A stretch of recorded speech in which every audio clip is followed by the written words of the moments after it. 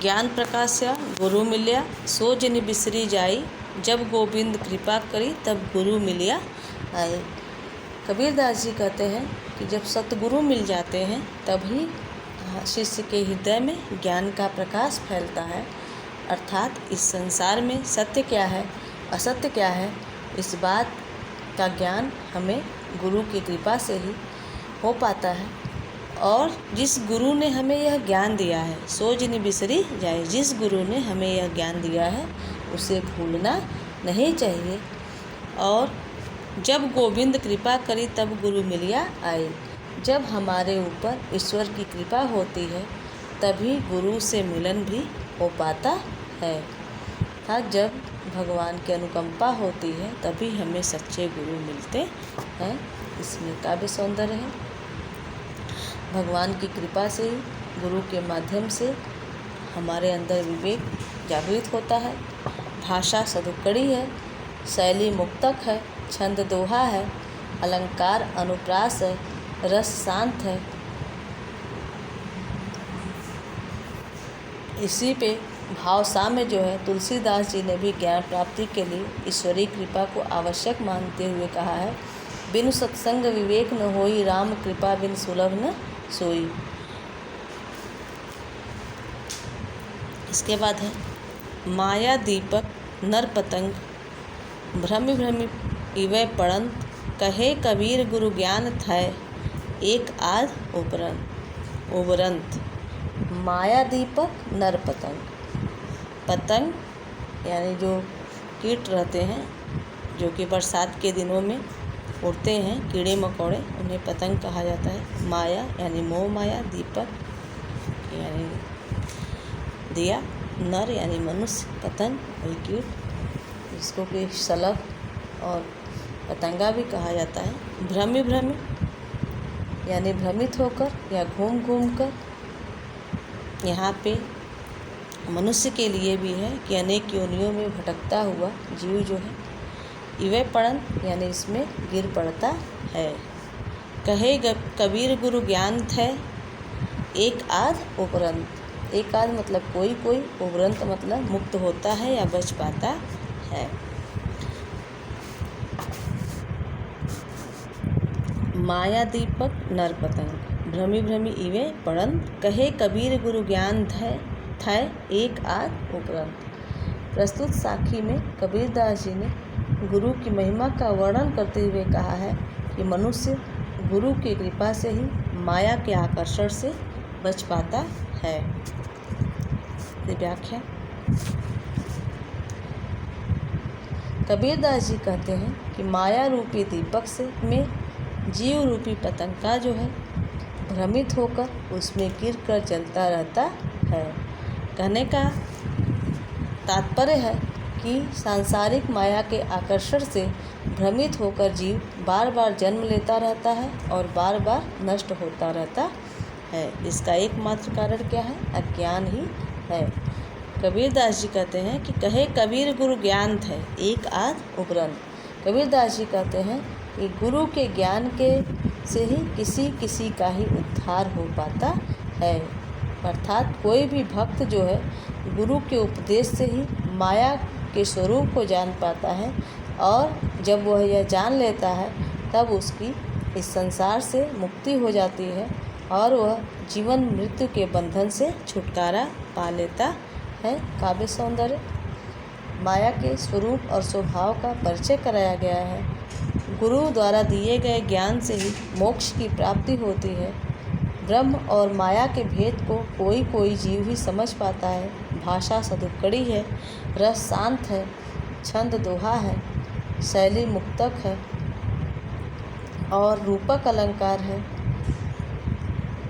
शब्द शक्ति जो है अविदा एवं लक्षणा है।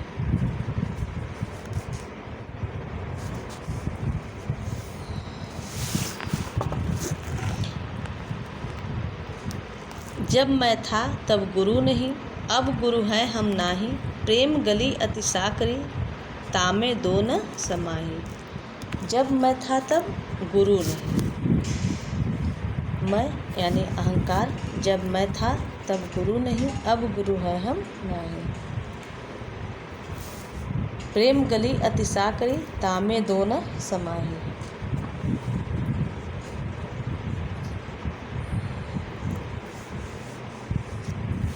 कबीरदास जी कहते हैं कि जब तक व्यक्ति अहंकार में डूबा होता है तब वह गुरु से दूर रहता है।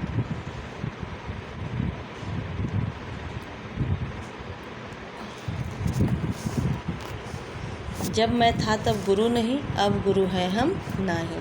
कबीरदास जी कहते हैं कि जब मेरे अंदर अहंकार की भावना थी तब मैं गुरु को प्राप्त नहीं कर पाया था, और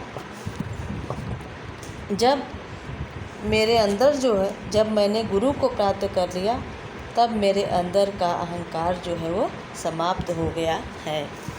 जब मैं था तब गुरु नहीं, अब गुरु हैं हम नहीं। करें जब मेरे अंदर अहंकार भरा था तब मैंने गुरु को प्राप्त नहीं किया था, और जब मैंने गुरु को प्राप्त कर लिया तब मेरे अंदर का अहंकार जो है पूरी तरह से समाप्त हो गया है।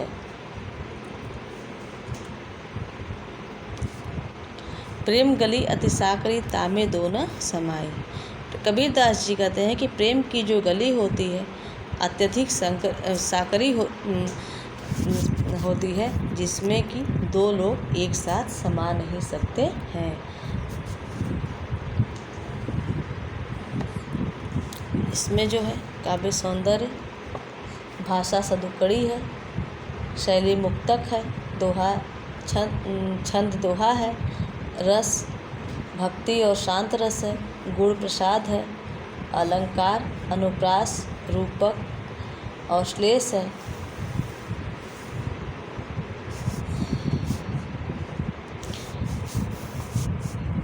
भगति भजन हरि नाव है, दूजा दुख अपार, मनसा वाचा कर्म न कबीर सुमिरन सार।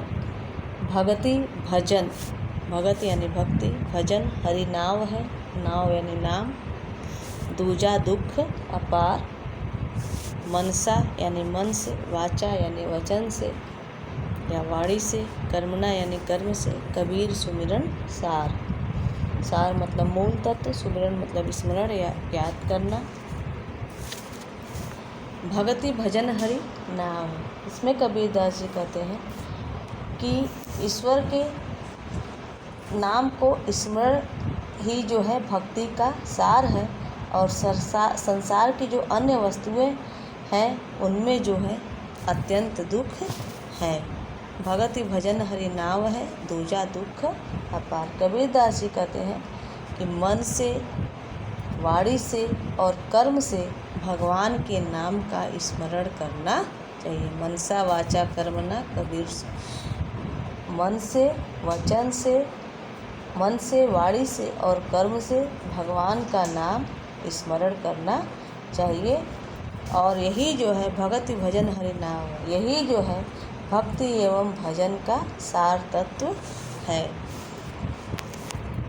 दूजा दुख अपार, और इसके अतिरिक्त जो है संसार की सारी वस्तुएं एवं बातों में अपार दुख है।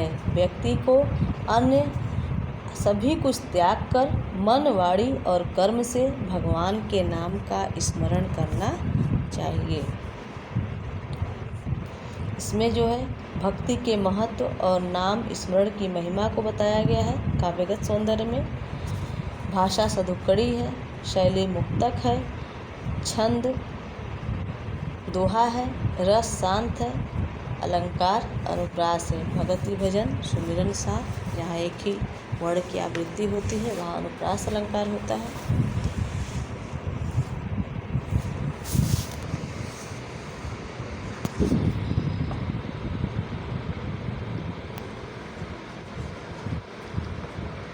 कबीर चित्त चमंकिया, चहुदिसि लागी लाई, हरि सुमिरण हाथू घड़ा, बेगे लेहु बुझाई। कबीर चित्त चमंकिया, चित्त यानी हृदय, मन, चमंकिया यानी प्रकाशित होना या चमकने लगना, चहुदिसि यानी चारों ओर, लागी लाई यानी अग्नि लगी हुई,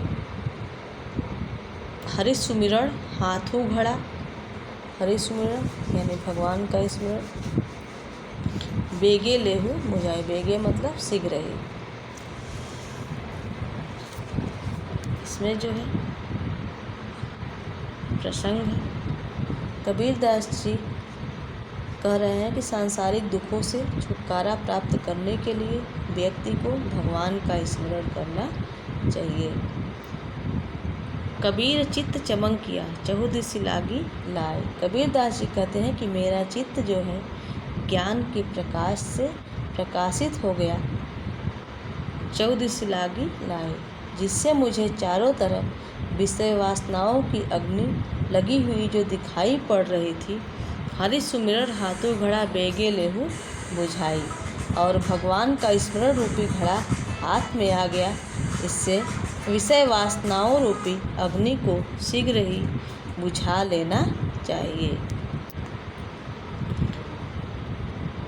काव्यगत सौंदर्य जो है, ईश्वर का नाम स्मरण करने से विषय वासनाएं जो होती हैं, विषय वासना से तात्पर्य जो माया मोह है, लोभ है, उसी को विषय वासना कहा जाता है। तो वही ईश्वर का नाम स्मरण करने से विषय वासनाएं नष्ट हो जाती हैं।